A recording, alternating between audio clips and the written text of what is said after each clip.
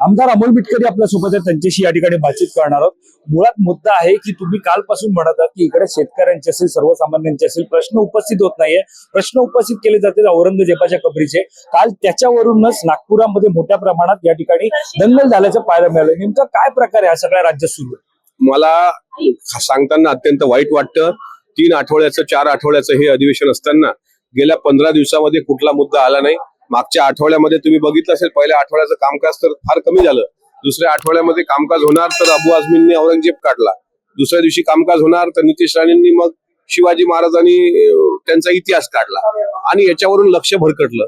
महाराष्ट्राचे मूळ मुद्दे, त्यातला पहिला मुद्दा आहे शेतकऱ्याचे कांद्याचे गडगडलेले भाव, दुसरा मुद्दा आहे सोयाबीनची उर्वरित राहिलेली खरेदी, तिसरा मुद्दा आहे कापसाचा न ठरलेला हमी भाव किंवा बंद पडलेले CCI कापूस खरेदी केंद्र, चौथा मुद्दा आहे आता येणाऱ्या हरभऱ्याची आवक आणि हरभऱ्याचे असलेले भाव, पुढचा महत्वाचा मुद्दा आहे मस्साजोगचे सरपंच स्वर्गीय संतोषराव देशमुख यांना अद्यापही न मिळालेला न्याय, आणि त्याही पुढचा एक मुद्दा आहे मराठा आरक्षण, OBCचं आरक्षण। त्यानंतरचा मुद्दा आहे तुमच्या एका शिक्षकानं 18 वर्ष पगार नाही, त्यांनी आत्महत्या केली। पाणी फाउंडेशनचा एक शेतकरी, त्यांनी 3 पानाचं सुसाईड नोट लिहून बुलढाण्यामध्ये आत्महत्या केली।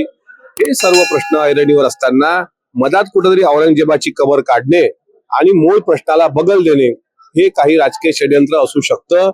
आणि काल नागपूरमध्ये जो प्रकार घडला हा हिंदू मुसलमान कोणालाही आवडलेला नाही।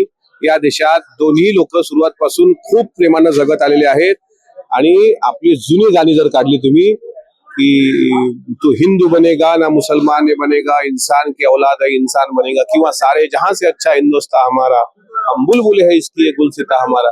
एकीकडे दंगल कुठं घडली?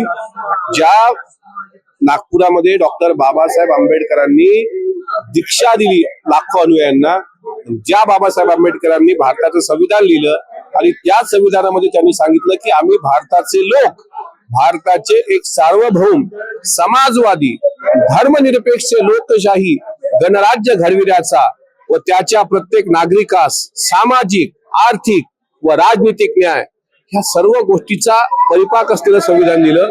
त्यांच्या भूमीमध्ये ही दंगल व्हावी आणि ती दंगल काही दंगलखोरांनी भडकवावी, हे तेच दंगलखोर आहेत ज्यांनी प्रशांत कोरटकरांच्या विरुद्ध एकही शब्द काढला नाही। ती आज औरंगजेबाची कबर तोडण्यासाठी अशा प्रकारची दंगल भडकवत आहेत। त्यांच्यात खरंच काही वाटत असेल त्यांना तर प्रशांत कोरटकर कुठं लपलाय तो शोधा आणि त्याची कबर खोदा। आम्ही त्यांचं स्वागत करू। धन्यवाद आमच्याशी बातचीत केल्याबद्दल। कॅमेरा पर्सन अवधूत कोरेसह मी वैभव पाटील, मुंबई।